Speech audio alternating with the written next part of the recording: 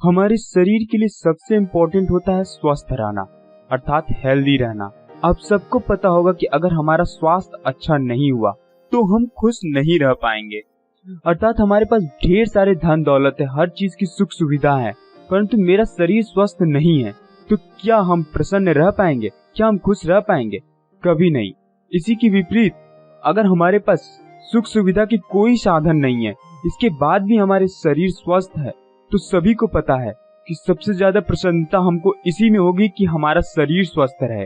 शरीर स्वस्थ रहेगा तो हम हर काम को बहुत आसानी से कर पाएंगे और हर काम को उतनी बखूबी समझ भी पाएंगे कि उसको किस तरीके से किया जाए। शरीर को स्वस्थ रखने के लिए हमें दो चीज बहुत इंपॉर्टेंट होता है।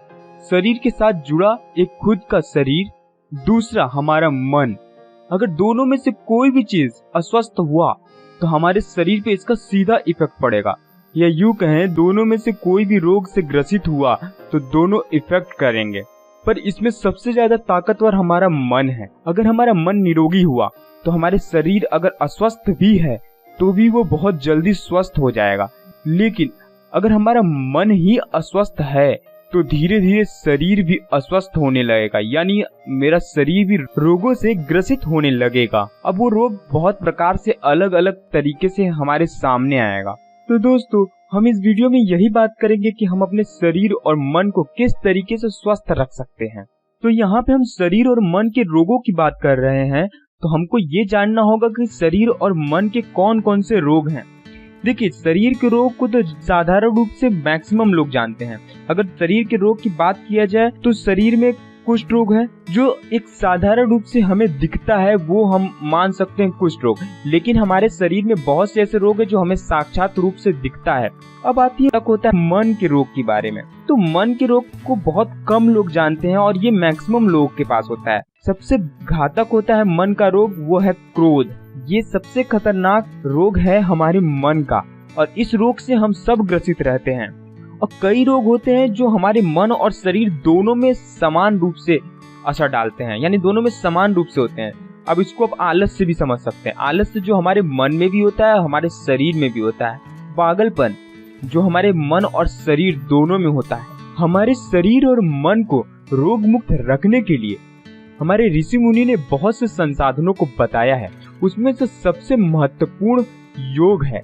योग में शरीर का योग और मन का योग दोनों अलग रूप से बांटा गया है। शरीर का योग के लिए बहुत से आसन, बहुत से एक्सरसाइज योग में बताए गए हैं, परंतु मैं आपको यहाँ पे एक ऐसा योग बताता हूँ शरीर के लिए जिससे आपको और भी योग करने की जरूरत नहीं होगी, यानी इसमें सब चीज आपको मिल जाएगा। ये योग है सूर्य नमस्कार। अगर आप सूर्य नमस्कार को प्रतिदिन 12 बार आप करते हैं तो आपके शरीर में गजब की ऊर्जा आने लगेगी। वो ऊर्जा हमारे शरीर को स्वस्थ रखने में बहुत ही लाभ प्रदान करेगा। सूर्य नमस्कार किस तरीके से करते हैं यह मैं आपको नहीं बताऊंगा। आप सूर्य नमस्कार को अगर जानना है तो आप तो YouTube पे इसके बहुत से ट्यूटोरियल पड़े हुए हैं, आप सीख सकते हैं कि सूर्य नमस्कार किस तरीके से किया जाता है। तो सूर्य नमस्कार को 12 बार प्रतिदिन करना है, परंतु इसमें आपको याद रखना है कि एक टाइम निर्धारित करना है और वो टाइम सुबह का ही होना चाहिए। अगर आप सुबह का टाइम प्रयोग में लेते हैं तो आपके लिए सबसे अच्छा होगा, और अगर कोशिश करिए तो 4 से 6 के बीच का ही टाइम लीजिए। अगर आपको आलस्य है, शरीर में अगर आपको आलस्य है तो सूर्य नमस्कार से ही आपको तुरंत आलस्य से छुटकारा मिल जाएगा। आपके शरीर में कमाल की ऊर्जा आ जाएगी सूर्य नमस्कार से। आपको हर काम में इंटरेस्ट आने लगेगा सिर्फ एक दिन के सूर्य नमस्कार करने से। यानी आप सिर्फ और सिर्फ एक दिन इसको 12 बार करेंगे तो आपको खुद अपने शरीर में एक अलग सी ऊर्जा का अनुभूति होगी। अगर आप सूर्य नमस्कार को एक ही टाइम पे करते हैं तो उसके साथ साथ आप शीर्षासन, ब्रजासन और वृक्षासन की भी अभ्यास कर सकते हैं।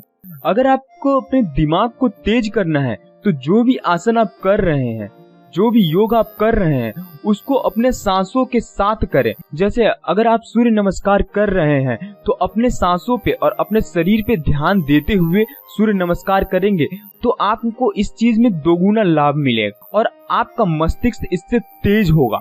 तो ये हुआ हमारे शरीर स्वस्थ रखने का उपाय। यानी शरीर को अगर स्वस्थ रखना है तो हम अब सूर्य नमस्कार को ही अगर अपना ले तो हमें कमाल की परिवर्तन देखने को मिलेगी। अब आता है मन की बात। मन को निरोग रखने के लिए मुझे प्राणायाम, ध्यान, इन दोनों चीज को करना होगा। प्राणायाम आप कोई भी प्राणायाम कर सकते हैं, लेकिन मैं आपको सजेस्ट करूंगा अनुलोम विलोम करने के लिए और कपालभाति।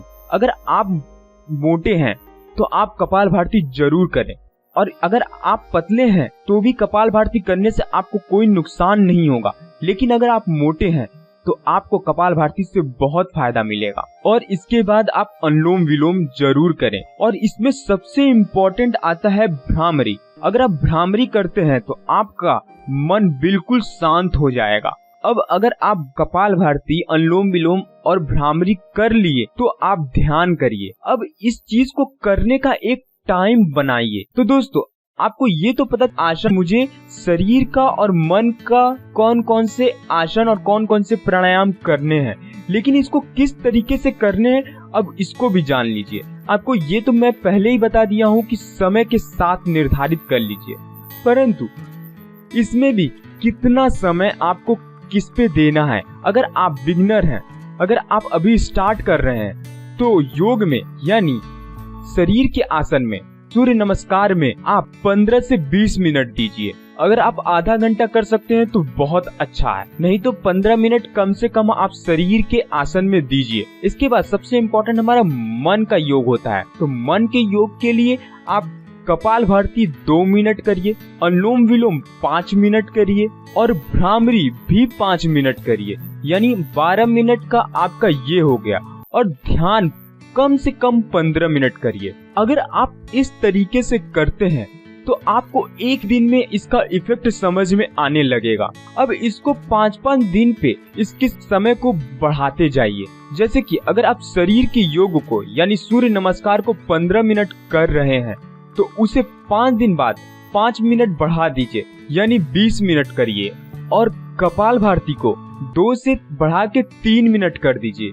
अनुलोम विलोम को 5 मिनट को बढ़ा के 7 मिनट कर दीजिए और ध्यान को 15 मिनट बढ़ा के 20 मिनट कर दीजिए। इसी रेशियो में हर 5 दिन में इसको बढ़ाते रहिए और इसको तब तक बढ़ाइए जब तक आपके पास टाइम हो। ऐसा नहीं करना है कि आपके पास टाइम की कमी हो और आप इसको बढ़ाते जाओ। आप जितना इसको ज्यादा करोगे आपके लिए उतना ही बेनिफिट होगा। लेकिन अगर आपके पास टाइम की कमी है तो आप इसको फर्स्ट लेवल पे ही रखे रहिए, यानी शरीर के योग को 15 मिनट ही दीजिए, पूरे प्राणायाम को मिला के 15 मिनट दीजिए और ध्यान को भी 15 मिनट दीजिए, यानी टोटल मिला के 45 मिनट अगर आप देते हैं इस पूरे रेशियो को, तो आपको अपने शरीर में कमाल का अनुभव और कमाल का ऊर्जा समझ में आने लगेगा। तो दोस्तों, अगर आपको शरीर को स्वस्थ रखना है तो आपको योग, ध्यान और प्राणायाम करना होगा। और आप यकीन मानो, एक बार आप करके देखो, आपको खुद इसका अनुभव पता चलेगा। दोस्तों, हम इस वीडियो को यहीं तक रखते हैं। आपको हमारा वीडियो कैसा लगा आप हमें कमेंट में जरूर बताएं। अगर आपको कोई सुझाव हो तो भी हमें कमेंट में बताएं। नेक्स्ट वीडियो में मिलते हैं नेक्स्ट टॉपिक के साथ। तब तक के लिए bye bye. Thank you for watching.